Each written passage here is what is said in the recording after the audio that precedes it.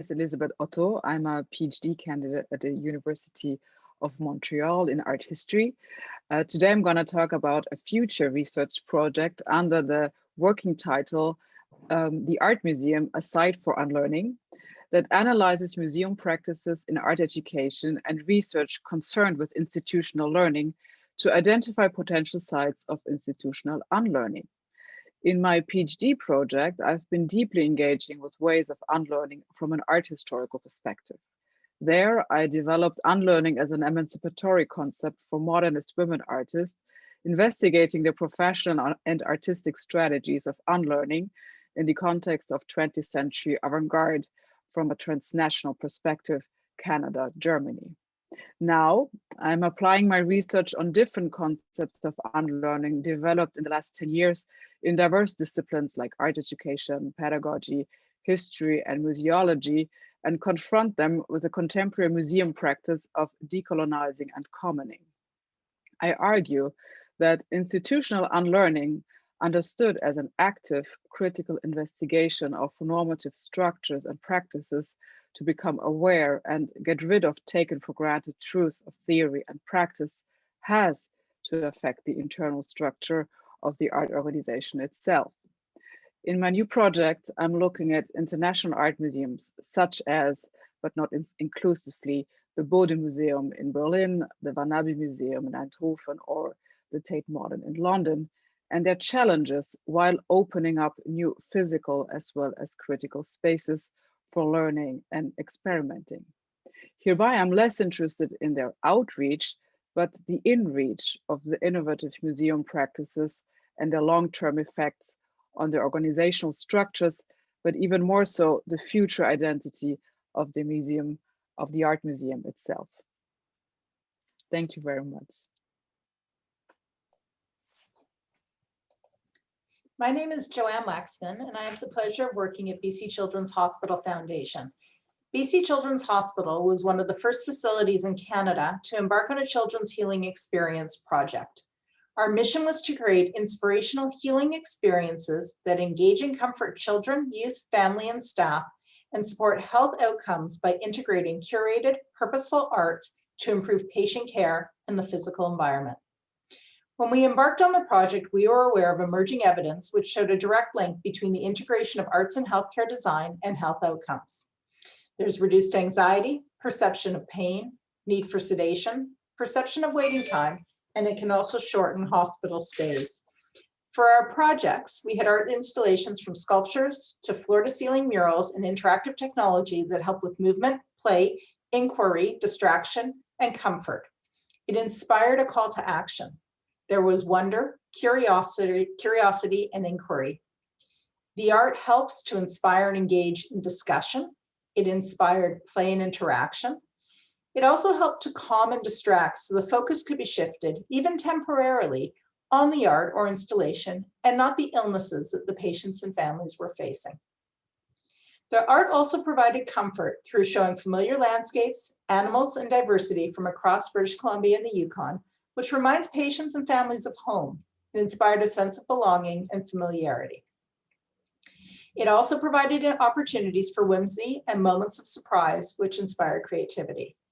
Overall, this art inspired a wide range of children, from infants to teenagers and families and staff alike, and has been so positive in the healing experience. Thank you.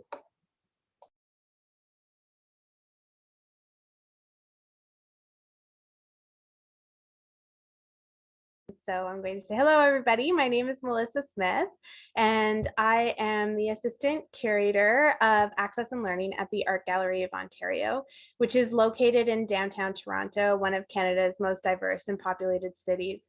And really, we work to lead global conversations through collections, exhibitions, and programs, and by reflecting the people in our communities.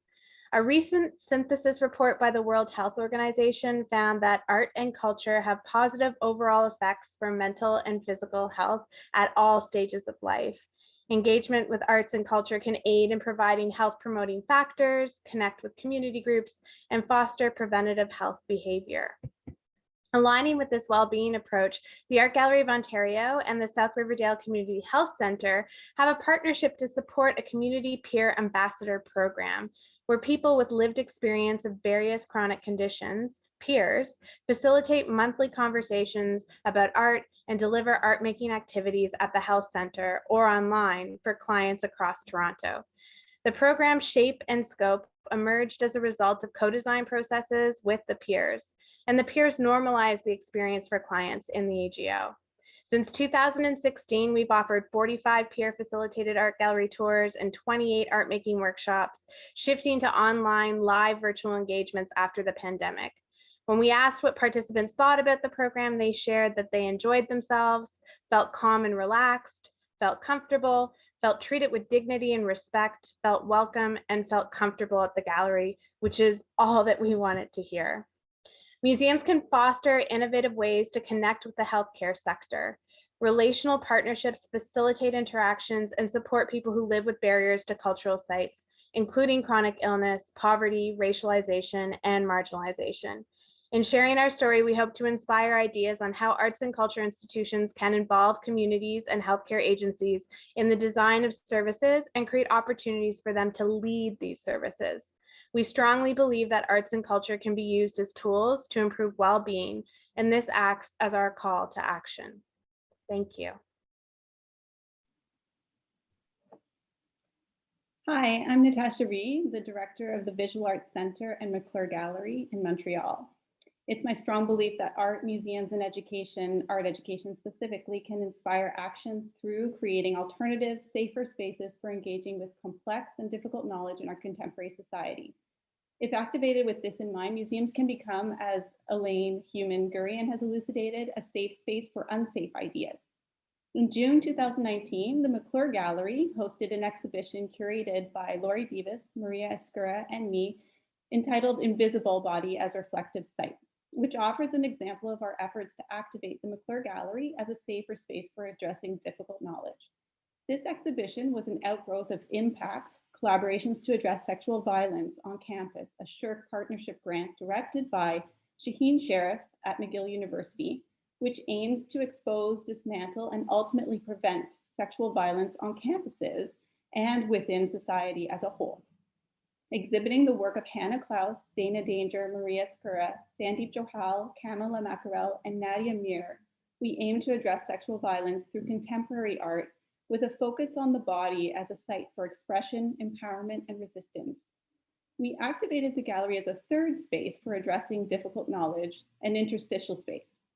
This was done through blurring the boundaries between the university and the community by creating a space for university research to be easily accessed by the wider public, between familiar elements and challenging discomfort, using metaphors within the selected artworks to bridge these, and between artists and publics by incorporating art with participatory elements, including an art hive. The art hive specifically effectively blurred all of these boundaries, and we have continued to offer a monthly art hive amongst artworks within the gallery space or online. These gallery-based art hives create moments for active participation and creation where through art, people connect with others, imagine and share, potentially leading to positive actions, both big and small. Thank you.